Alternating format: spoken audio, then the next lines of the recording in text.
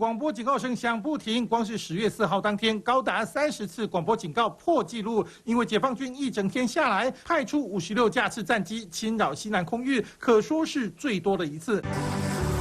空军各大机场战机起飞，战备机、载空机总动员，地面防空飞弹全面监控。因为这几天下来，共军机群可不是闹着玩。 包括轰6、歼16跟苏凯30跟空警500都出动，不同于以往只派1、2架出海，这次联合机队编组就是用空警500当指挥中继站，接收解放军地面指挥作战指令，对台湾产生极大压力，甚至对驰援的美军等盟友军队进行高中低分层攻击。16，然后又有苏凯，而且它有空6，这已经是个机群编队后面的空警500。 那是不是由空警500来进行一个空域的上面的一个指挥，跟它地面的一个链路？近几天，解放军被形容脱缰野马，光是从10月1号下来，连4天总数量高达149架次扰台，平均一天将近40架战机，扰台次数不断创新高，空中弥漫火药味，立即回转脱离。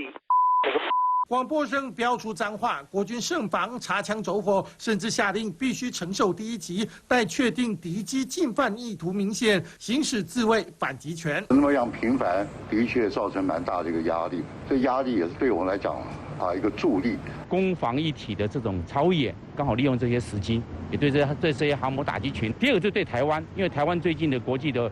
活动的空间增加了。面对解放军进逼，国军谨慎以对，不求战不惧战，就是不让中国对台湾耀武扬威。3立新闻黄道峰、陈彦豪台北采访报道。